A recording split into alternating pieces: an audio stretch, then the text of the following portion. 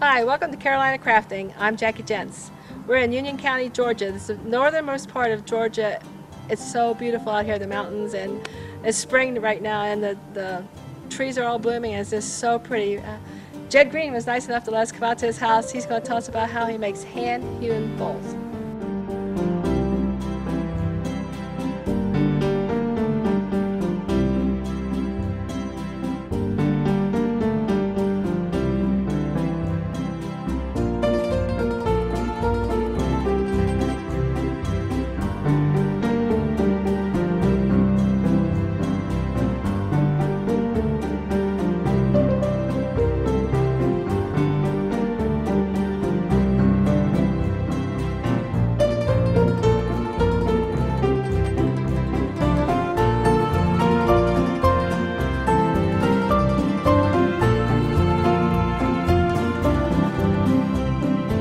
Jed, I've been an admirer of your work ever since I saw a bowl at your brother's house over in Murphy.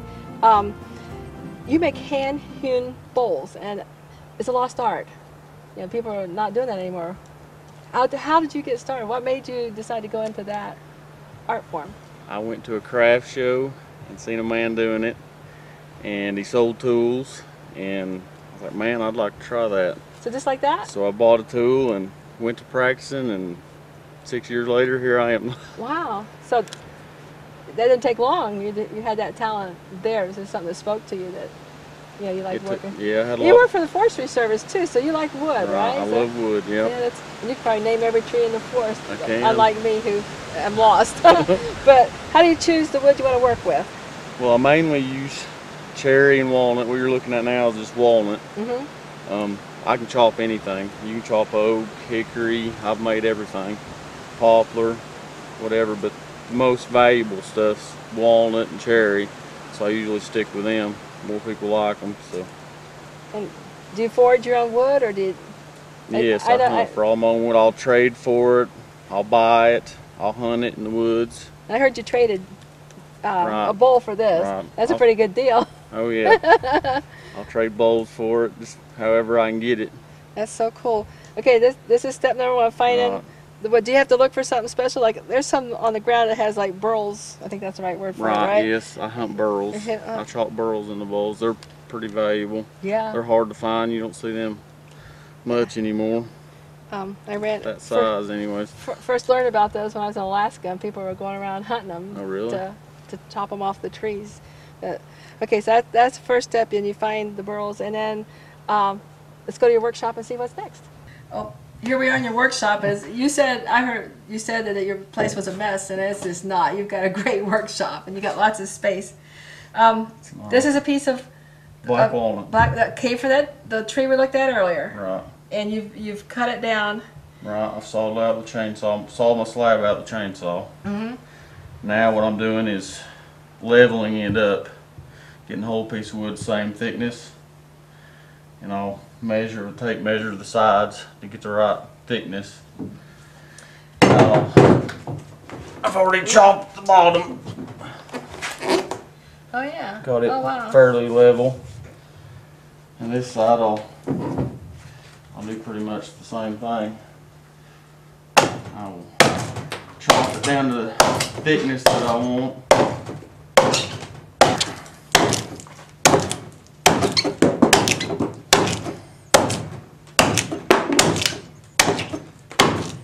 Lots of chopping.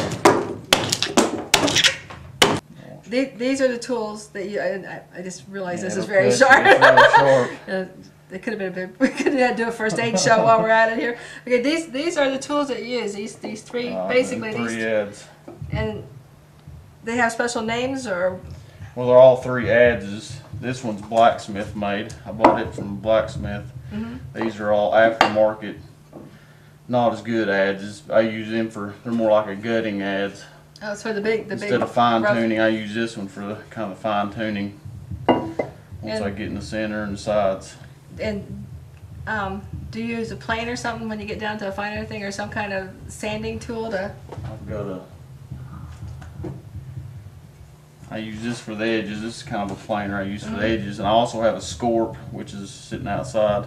Okay, we'll see. I use for corners and stuff, scrape the corners. Then This will do all the top. I'll use it on the bottoms, a little planer. And once I get all that done, I'll hand sand it all. So it's just a block. like it's a block sander. Block sander. Yeah. So basically, you don't need that many tools. Nope. That's good. I put all my tools in one little sack and go anywhere in the country and make bowls. And you could. Let's go out and see the bowl that you already started out in the front of the house. Okay, this one's, you've got a little bit more refined in it. I noticed it looks like the forestry seal. It is heavy. I was surprised. It looks like the seal that the forestry department. This is the Forest Service emblem. That's so cool. What is this? This is black walnut. Black walnut too? As well. Yeah. Okay. What I done, I got a pattern. I draw out the top with a pattern, and I'll chop this whole top first with my adze to get me a design. Then I'll turn it over. Then I'll chop this whole outside by eye. I have no pattern for the bottom. I'll chop it all to the outer edge. Get my design right the way I want it, where I think looks the best. And once I get that done, I will turn it over and I'll chop out the inside.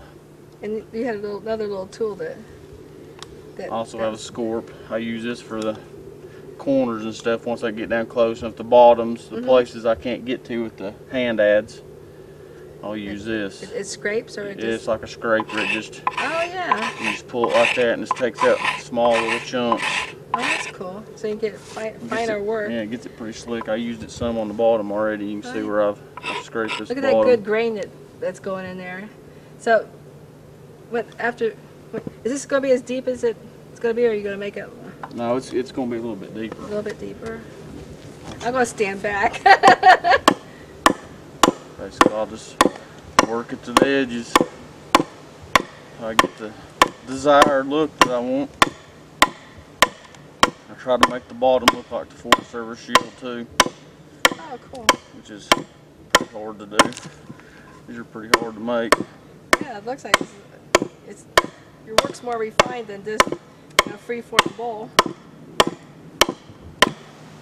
How often do you have to sharpen your blade? I sharpen it about every 6 months. Wow. I'll give it a tune-up. Unless I hit a nail. Black walnut's bad to have nails and stuff in it because most of them are in people's yards and stuff. Oh. They drive nails in them and wrap wires around them, and a lot of times you'll hit nails or something in them. I usually have to sharpen it more when I'm chopping on this kind of wood. So when you get it to the desired depth and stuff, then what's the next step? Do you oil it or seal it, or?